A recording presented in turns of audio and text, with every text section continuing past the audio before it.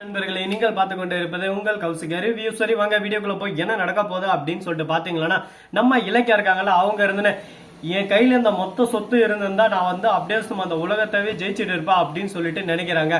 ஆனா அந்த சொத்து எதுவுமே இல்லாம நடு தெருவுக்கு வந்தாலும் எங்களோட உண்மையான உழைப்பு இருக்கு, உண்மையான நேர்மை இருக்கு, இது எல்லாமே இருந்தா போதும், நாங்க திரும்ப வருவோம் அப்படின்னு சொல்லிட்டு ஒரு பக்கம் மாசா ஸ்பீச் கொடுக்குறாங்க. அதை பார்க்கும்போது நமக்கே ரொம்ப சந்தோஷமா இருக்கு. எப்படியோ ஒண்ணு சந்தோஷமா இருந்தா அது போதும்டா எப்பா, வாழ்க்கையில சந்தோஷம் முக்கியங்க. ஆனா எந்த அளவுக்கு ஒரு பக்கம் நம்ம சந்தோஷமா இருக்கோம் அதை பொறுத்துதான் இந்த இடத்துல தீர்மானிக்கும். அது போலதான் இந்த இடத்துல நம்ம கௌதம் இலக்கியா ரெண்டு பேரும் சொத்தே இல்லைனாலும் நடு தெருவில் சந்தோஷமா வாழ முடியும்னு சொல்லிட்டு வாடகை வீட்டுக்கு போறாங்க. அது மட்டும் இல்லாம அவங்களுக்கு ஒருத்தர் அடைக்கலம் கொடுக்குறாரு. யாரா அந்த நல்ல மனுஷன் அப்படின்னு சொல்லிட்டு பாத்தீங்கன்னா, இவங்களுக்கு இதுக்கு முன்னாடி இதே போல பிரச்சனை நடந்து அடக்கலம் கொடுத்த நம்ம தலைவன் தாங்க. நம்ம என்ன இலக்கியா, நான் இருக்கிறதே மறந்துட்டீங்கல்ல, அது மட்டும் இல்லாம உங்களுக்கு பார்ட்னர்ஷிப் சொத்து நான் தரேன்னு சொல்லிட்டு சொன்னேன். ஆனா நீங்க பார்ட்னர்ஷிப் எனக்கு மானான்னு சொல்லிட்டு அப்ப விருத்துட்டீங்க. இருந்தாலும் எங்க உழைப்பிலே வரும்னு சொல்லிட்டு இது பண்ணீங்க. உங்களுக்கானது காத்துன்னு இருக்கு, உங்க பேர்ல நான் அப்பயே ரிஜிஸ்டர் பண்ணிட்டேன். ஆனா நீங்க தான் மாக மறுத்தீங்க. இந்தா போடுங்க, அடுத்து என்ன பண்ணலாம் ஏது பண்ணலாம் சொல்லிட்டு அடுத்த கட்டப்படியா நீங்க வாழ்க்கையில முன்னேறதுக்கான முன்னேற்ற படிக்கட்டுல காலை எடுத்து வைங்க. அதை விட்டுட்டு நடந்ததவே யோசிச்சுன்னு இருந்தா எதுவும் மாற போறதில்ல. அடுத்து ஒரு விஷயம் மாறணும்னா அது நாம தான் மாத்தி ஆகணும், மாத்தி அமைக்கணும், அப்பதான் மாறும். அதை விட்டுட்டு நடந்து போன முடிஞ்சதவே நாம நினைச்சு கவலைப்படுறதுனால ஒரு பைசாக்கு பிரோஜனம் இல்லை அப்படின்னு சொல்லிட்டு அழகா சொல்றாங்க.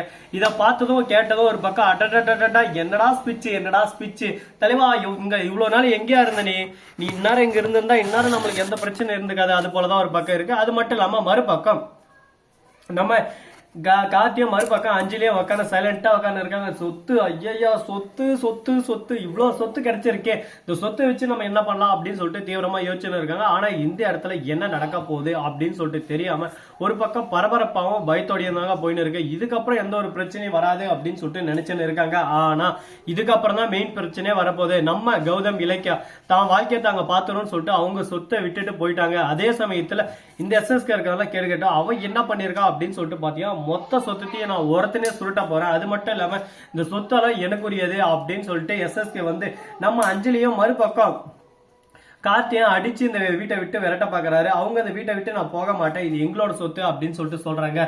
உனக்கு யார் சொன்னது உன்னோட சொத்துன்னு சொல்லிட்டு, இந்த சொத்துக்கு உனக்கு எந்த சம்மந்தம் இல்லை அப்படின்னு சொல்லிட்டு சொல்றாங்க.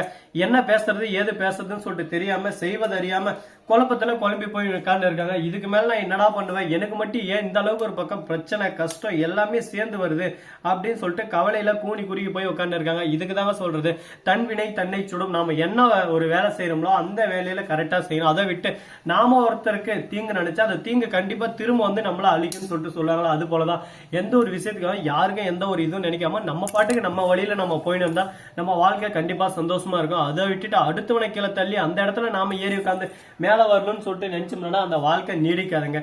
கூடிய விரையில கூடி சீக்கிரம் அதை புட்டுக்கிட்டு போயிடும். அந்த மாதிரி ஒரு நிலைமையில தான் இப்போதைக்கு தள்ளப்பட்டிருக்கு. பாப்போம் இன்னும் என்னென்ன விஷயங்கள்லாம் நடக்க போகுது, என்னென்னலாம் புதுசா கொண்டு வர போறாங்கன்னு சொல்லிட்டு ஒன் பை ஒன் விஷயத்தை நம்ம பார்த்து தெரிஞ்சுக்கலாம்.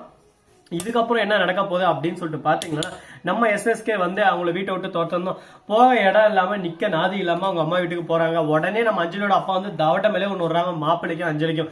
உங்களுக்கு நான் படிச்சு படிச்சு படிச்சு சொன்னேன், இலக்கியாவும் கௌதம் படிச்சு படிச்சு சொன்னாங்க, அவனை நம்பாதீங்கன்னு சொல்லிட்டு. ஆனா நீங்களா இருந்துன்னு இல்ல அவர் நல்லவரு உத்தமரு அப்படி இப்படின்னு சொல்லிட்டு டைலாக் விட்டு அவரை இன்னும் உஸ்பேத்தி விட்டு சும்மா இருந்த சங்க எப்படா ஊதி விடுற மாதிரி இலக்கியாவும் கௌதமா வீட்டை விட்டு தோறதுனீங்க. இப்ப லாஸ்ட்ல நீங்களே போக நாதி இல்லாம நின்று இருக்கீங்க. இந்த வீட்டுக்குள்ள வரதுக்கு உங்களுக்கு எந்த தகுதி இல்லை, ஒழுங்கு முறையா இந்த வீட்டை விட்டு போங்க அப்படின்னு சொல்லிட்டு சொல்ல நம்ம உடனே பார்க்கணும். சிந்தாமணி யோ நீ யாரையா சொல்றதுக்கு, என் பொண்ணை வெளியே போக சொல்ல, என் பொண்ணுங்க தான் இருப்பா, அப்ப நீயும் கிளம்பு இல்லையா அப்படின்னு சொல்ல 3 பேரும் வெளியே போறாங்க.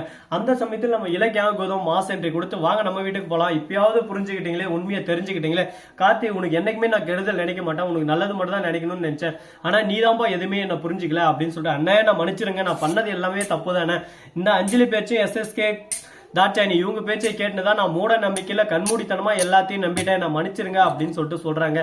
நீ சொல்றது எல்லாமே ஓகே தான், ஆனா இதுக்கு மேல இந்த பிரச்சனை இன்னும் வராதுன்னு சொல்லிட்டு யாரால என்ன சொல்ல முடியும், முடிஞ்சதெல்லாம் முடிஞ்சிருச்சு, இதுக்கப்புறம் நம்மளுக்கு எந்த கவலையும் இல்லை, நம்ம சந்தோஷமா இருக்கலாம், சந்தோஷமான ஒரு பாதையை நம்ம உருவாக்கலாம் அப்படின்னு சொல்லிட்டு ஒரு ஆசையில் இருக்காங்க. ஆனா இது நடக்குமா நடக்காதா, என்ன பண்ண போறாங்க ஏது பண்ண போறாங்கன்னு சொல்லிட்டு தெரியலங்க.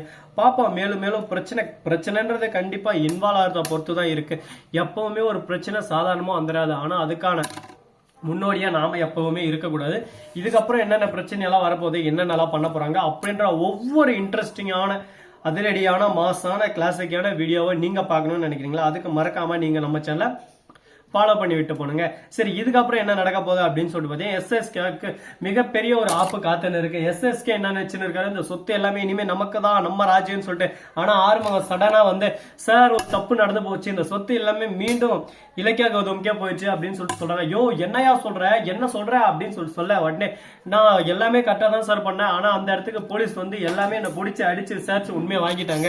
நானும் வேற வழி இல்லாம இந்த மாதிரி போலியா தான் இது பண்ணோம், அவர்கிட்ட கான்ட்ராக்டுக்கு சைன் வாங்கி அந்த சைனை இதுல பயன்படுத்திக்கிட்டோம் அப்படின்னு சொல்லிட்டு எல்லாத்தையும் தெளிவா சொல்றாங்க. இப்ப என்ன பண்றது ஏது பண்றது சொல்லிட்டு தெரியாம குழப்பத்துல குழம்பி போய் உட்கார்ந்து இருக்காங்க.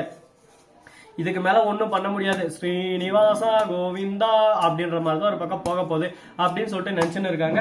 பாப்போம் என்னென்ன நடக்க போகுது, எது நடக்க போகுது அப்படின்ற ஒவ்வொரு இன்ட்ரெஸ்டிங்கான விஷயத்த நீங்க தெரிஞ்சுக்கணும்னு நினைக்கிறீங்களா? அதுக்கு நீங்க பண்ண வேண்டியது ஒரே ஒரு விஷயம் தாங்க. என்ன விஷயம் அப்படின்றத பாத்தீங்கன்னா, அதுக்கு முன்னாடி மறக்காம நம்ம சேனலை சப்ஸ்கிரைப் பண்ண நண்பர்கள் சப்ஸ்கிரைப் பண்ணுங்க, லைக் பண்ணுங்க, ஷேர் பண்ணுங்க, டிங் பெல்ல தட்டி விட்டு போங்க. அப்பதான் நான் போற அடுத்தடுத்த வீடியோ உங்களுக்கு உடனுக்குடன் நோட்டிபிகேஷன்ல வந்து கொண்டே இருக்கும். மிக்க நன்றி, தேங்க்ஸ் ஃபார் வாட்சிங். டாடா, see you, நன்றி, வணக்கம், வந்தனம், தரங்க.